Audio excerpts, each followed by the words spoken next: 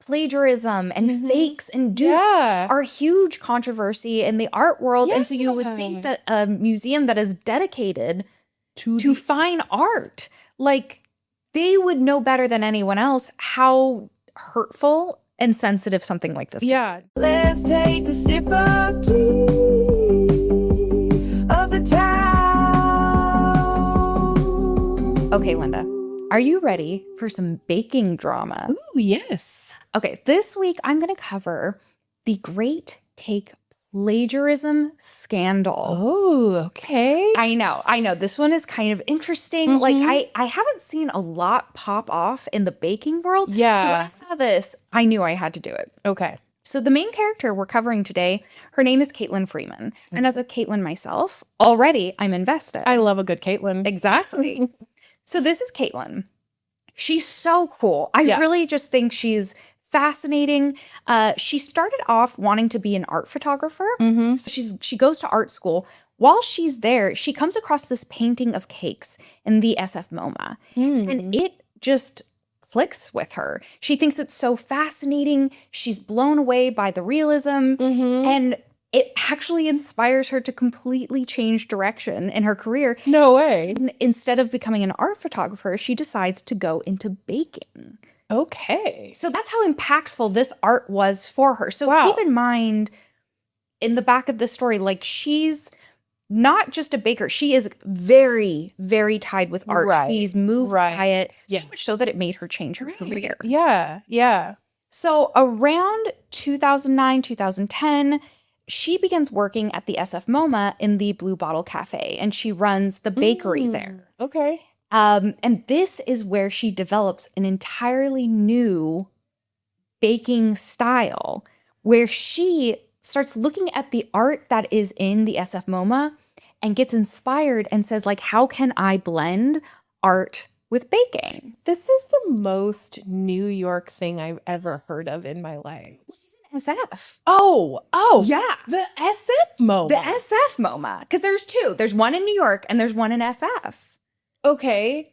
Which MoMA? I'm still with it. But Yes. it's such a New York thing to do. It It's like, it's apparently it's also the SF thing to do. But it's like, I'm so inspired Yes. by what I see before me that I'm going to, like, change my whole being and go and do my, like, passion and new dream, which I love. I love it so much. It's a vibe. And also, I should take a step back. MoMA is modern art. Yes. Or Museum of Modern Art. Museum of Modern Art. So when I'm saying MoMA, that is the shorthand of it. Yes, and it has some really beautiful exhibits. Yes. And it does some, like, live performance art type stuff too that gets integrated sometimes.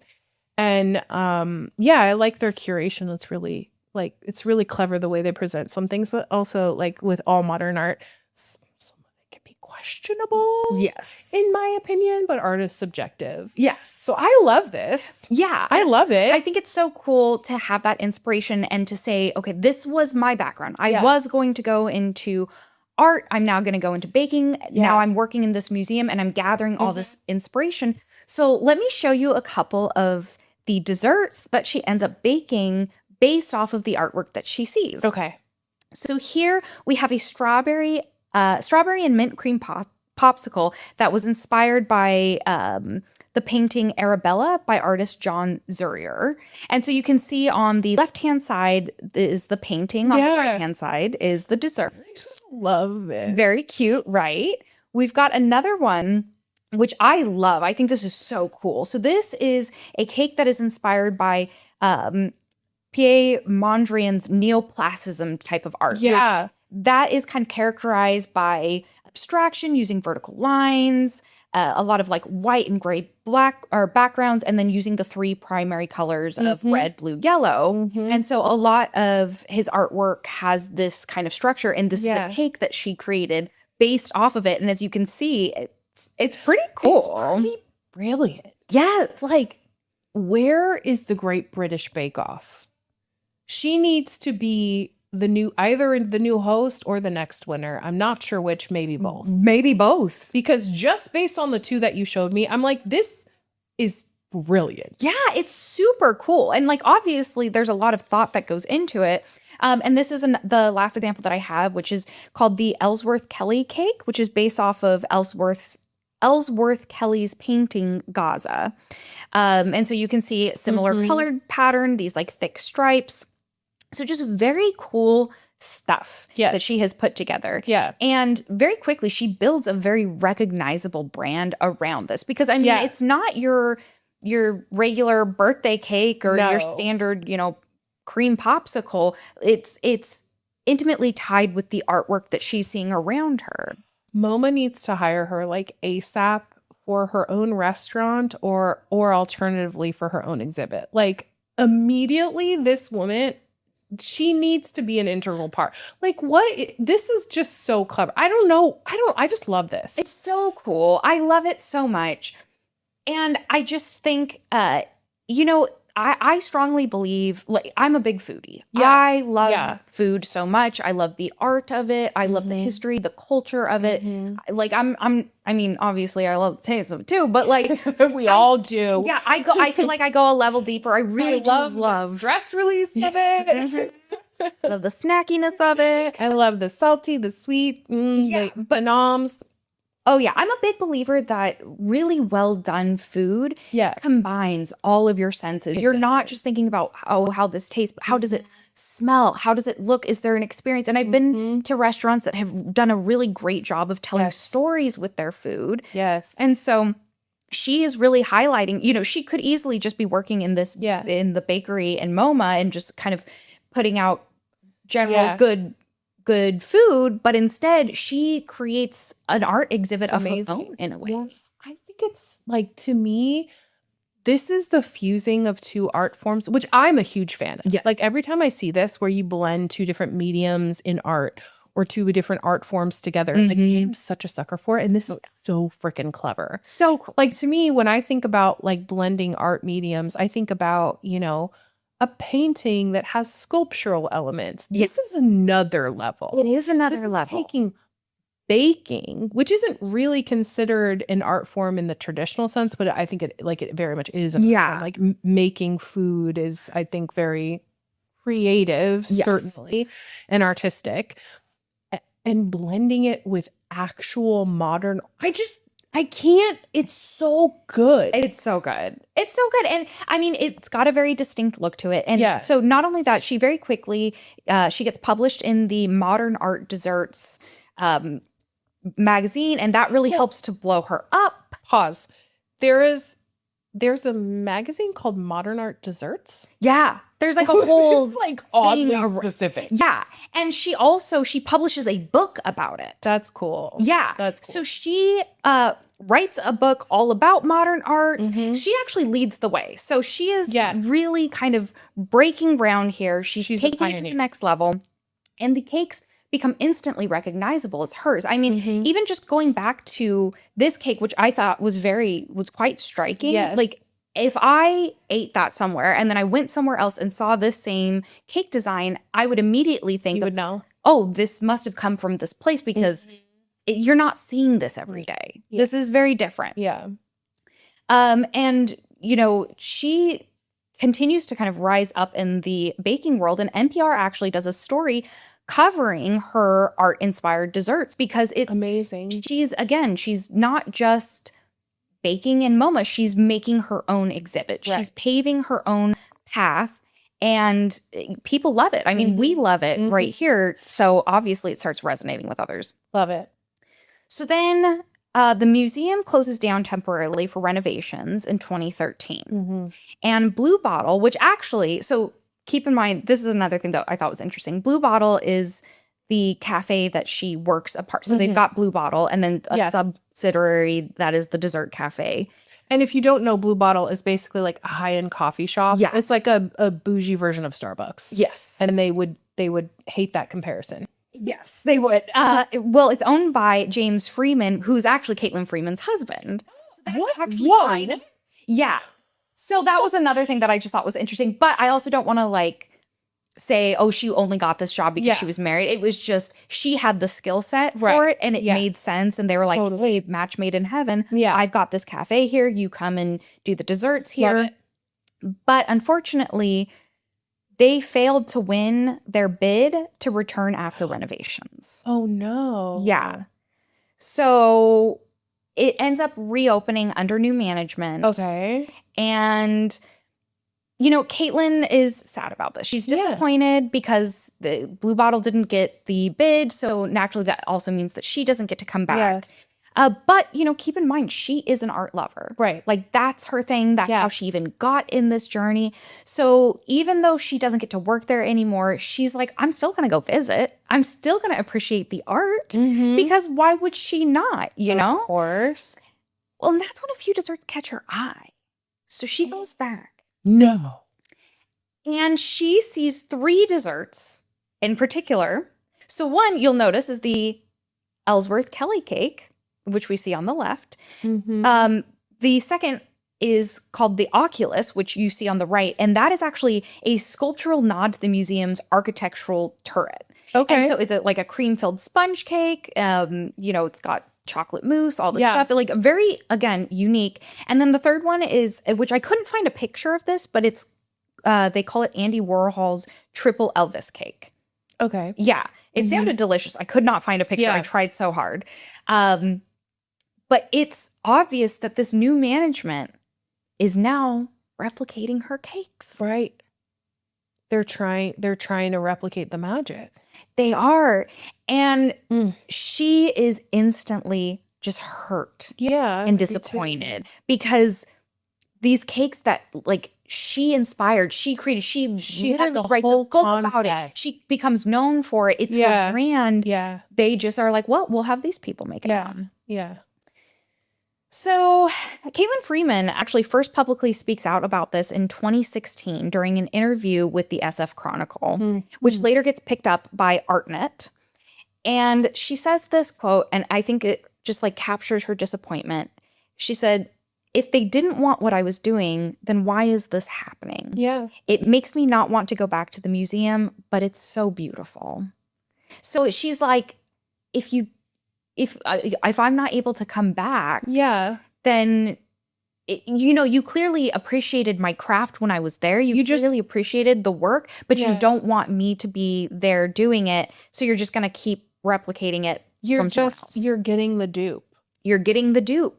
Which is not cool for an art museum. Exactly. Of all places, an art museum. I know. And that's what one thing that I thought was, you know, I think plagiarism and fakes and dupes are a huge controversy in the art world. And so you would think that a museum that is dedicated to fine art, like they would know better than anyone else how hurtful and sensitive something like this. Yeah, dupes, fakes. I feel like so many of the stories that we do are about dupes and fakes and like all of that because it's such a huge part of the culture because I mean, I think for obvious reasons, which is like people see something they like and immediately the human instinct is like, I want it for myself. And whether I can afford it or not, or whether I'm capable of it or not, I'm going to like do what I can to access it. So there's of course like fakes and dupes and here's the cheap version and here's whatever because like that's what drives everything in this world. What drives everything. And so what's interesting is, you know, even specifically when talking about cakes, this is actually not the first time something like this has happened. And it's actually a very popular kind of topic of debate within the cake world. Really? Yeah. So I went looking to see, has this happened before?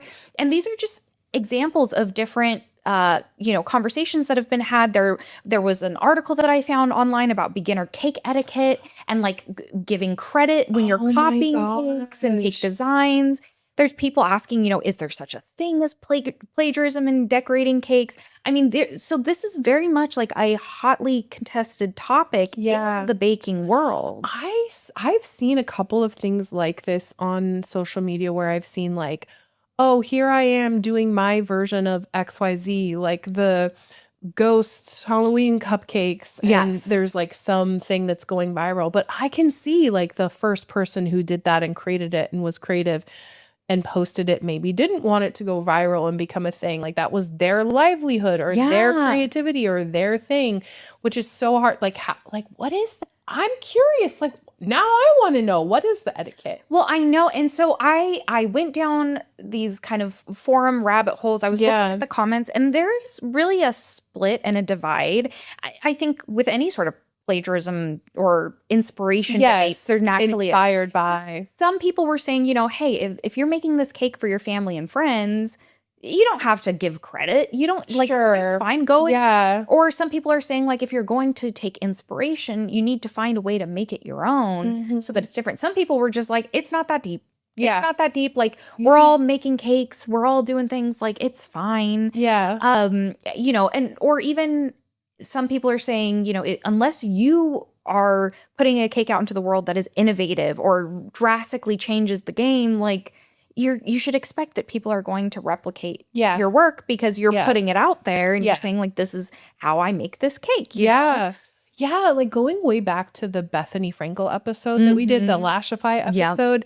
I remember she had commentary about that, like, because it was a controversy about Lashify dupes. And she was saying, this is part of the business. Like, she had her Skinny Margarita brand. It got duped 10 ways from Sunday.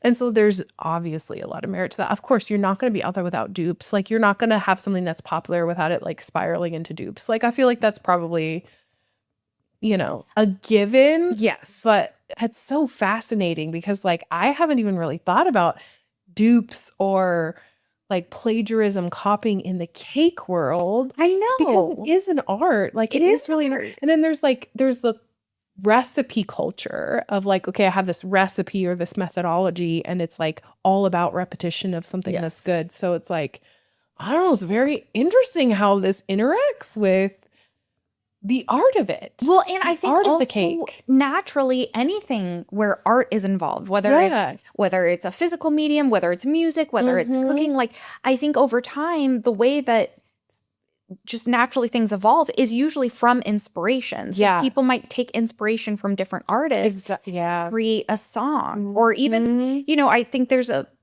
really popular culture of clipping songs and taking segments of it and then remixing it into something completely new. And that is a protected form of art. Yeah. As long as it's distinct enough. Yeah. You see it in hip hop, you see it in pop. Totally. You see it all over the place. I do think it's natural to take inspiration from other people and then think, I mean, I've done it myself with, I do woodworking. Yeah. And I will look online and see what are other people building and then take that and create something of my own. Totally. So I don't think I think it's very complicated. Yes, that's part of the process. Like I do the same thing when I've done my own art, whatever that is, whether I'm building something or whether it's an actual like art piece or whatever. I do the same thing. It's like you go and kind of get inspired. You don't always just go out on the field and be like, look at this flower. You're looking, you're consuming, like it's all just building upon something that exists in many ways. It's like this is an existing art form or an existing medium that I've seen, or even just like, here's an existing piece of art. And then I'm going to add to it in some way to make it cool. Yes. So I get that. It's just but it's a fine line. It is a fine line. Right? Like you don't want to be a copycat. You don't want to be, but that's the creative process. That is the creative you're process. adding, you're pulling, you're doing all the things, so. Exactly. It's fascinating. So it is. I was curious though, is there any legal protections here? Like, what is the legality of it? Because we know people inspire one another. Yeah. So I looked into it. And so this is so interesting to me. Okay. Because it is very gray, like a very gray area. Yeah. So with art and food creators, they're constantly finding inspiration in each other's work. Yes. But food is a very difficult medium to copyright. So some chefs give credit on the menu if like a dish was inspired by another chef, but you can't full on like copyright things. Right. And so NPR actually interviewed Caitlyn Freeman again during this whole scandal. And they were talking to her about how she felt about this. Yeah. And in the interview, NPR consults with an intellectual property attorney, Naomi Beckman Strauss. And so this is what she had to say about it. Okay. She said, recipes are not copyrightable, nor are methods of cooking, and ideas are never copyrightable. So the idea of making desserts inspired by artworks could not be copyrighted. However, there's no clear reason why the visual appearance of a dish could not be copyrighted. Like a specific visual of one of her cakes could potentially. Because our legal system works on precedent, a lot of it is just generally accepted that there's no copyright protection for restaurant dishes or food. So it's, I guess, copyright, the other thing they say is like copyright doesn't extend to useful articles. It's considered a useful article. So functional objects that people need, that means things like food, clothing, and furniture aren't protected by copyright. So again, it's an interesting distinction that she makes. The idea of combining modern art with food can't be copyrighted, but if you have a specific, distinct design, you could potentially copyright that. Right, yeah. But there's just really no precedent for it. Right. So it's very much up in the air, very much gray area, and I just think it's so interesting that line that exists. That is very fascinating. And I think especially because it comes from or is very like attached to MoMA, that's what makes this so fascinating. And I understand the nuance legally. I was really curious to hear from an actual lawyer like what the heck the implications actually are.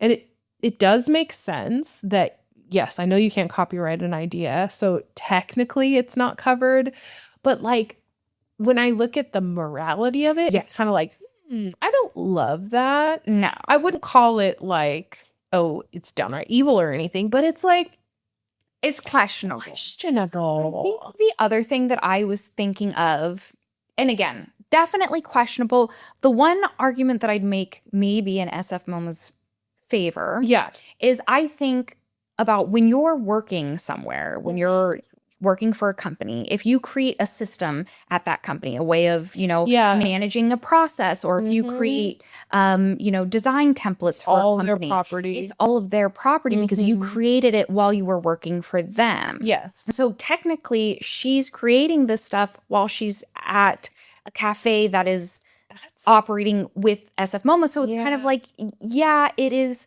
her distinct design. It is her artwork or her form of artwork, but it becomes tied to SF MoMA because it's tied to art that is shown there. And it's part of, I'm assuming, like the visitor experience that they are curating. Yes. They're like, we're hiring Blue Bottle and this cafe to do this thing to add to the experience of visiting our museum. So that's actually a really The other side of it is, if you think about it, her art cake is inspired by art. So, right? It's a little meta if you think about it. Is she the plane? Exactly. So it's like, what came first, the chicken or the egg kind of thing, So I do think it's interesting, but I also, I see her frustration. She's created this brand. She's created this entirely new way of baking, and I could see how it'd be disappointing that you're no longer working there, but you're seeing your art still happen, and other people are now profiting from it. Which is also if I were her, I would do one of two. Well, if I were her, this is what I would do. Okay. I would create a food truck business that was like art-inspired cakes, art-inspired desserts, and I would park it right in front of the SF MoMA. Yep.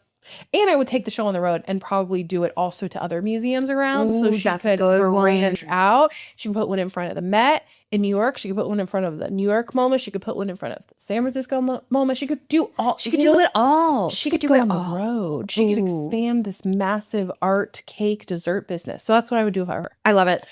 If I were SF MoMA, this is what I would do. I would be like, I'm going to create a modern art exhibit with her cakes. Ooh, right? So like pictures of her cakes or preserved cakes that are side by side with the art, and do a whole exhibit that's like food art. I would love that. Right? I feel like that would be a perfect way to capitalize on this in a positive way Yeah. and get her the credit she deserves, honor the art that she's creating. And like, I think that would be a really fascinating exhibit. No, I think that would be good. I think that should have been the way things went down. I think it would have respected her art. I think she could have still profited from it. She could still be recognized as, you know, the real like trailblazer of this style of baking. But ultimately, in the end, Freeman decides not to pursue legal action. She's just like, you know what? It's not worth it. She says, it's tacky and it's gross, but there's kind of nothing I can do about it. I guess I just have to feel good that I wrote the goddamn book on art desserts. Hey, there. Love that for her. Yeah. And SF MoMA, they put out a statement in response. They say, SF MoMA is highly respectful of the expression of our partners and their desire to draw inspiration from the museum's architecture and art collection to create new works across all media, including food. Our art-inspired desserts continue a long tradition of art-inspired food served at SF MoMA and at museums and cultural institutions all over the world. We are pleased that Caitlyn Freeman was a part of that legacy and are very grateful and respectful of her contributions. I mean, okay. I mean, that was totally, we didn't do anything wrong, CYA, but also we respect art. We love art. Like, okay, I respect our PR department. It was a very PR crafted response, Yes. you know, and eventually the situation just fades. Yeah. Of course, the debate rages on about where is the line between inspiration and plagiarism. And that is the tea. That's some good tea. Mm-hmm. Some tea inspired by, I don't know, Pink Panther Pony. But you know what? Cheers to Caitlyn Freeman. Cheers to Caitlyn Freeman. Let's take a sip of tea.